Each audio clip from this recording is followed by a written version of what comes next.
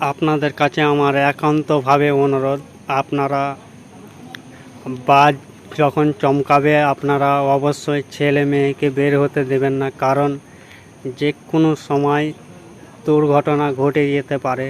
তাই আপনাদের কাছে অনুরোধ, আপনারা ছেলে মেয়েকে একটু সাবধানে রাখবেন আর বাড়িতে রাখবেন, যাতে বাজের সময় কোনো জায়গা না যেতে পারে।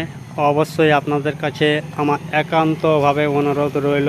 যে দুর্ঘটনাটা ঘটেছে আপনারা তার ছবি দেখতে পাচ্ছেন, তাই বলছি আপনাদের কাছে আপনারা ছেলে মেয়েকে একটু সাবধানে রাখবেন, বৃষ্টির সময় বের হতে দিবেন না।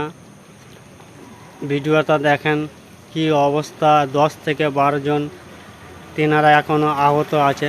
দেখুন তাদের কি অবস্থা, অবশ্যই দেখেন আর বেশি বেশি করে শেয়ার করবেন, যাতে অপর লোক আরও দেখতে পায় আর তার নিজের লোকজনকে একটু সাবধানে রাখতে পারে।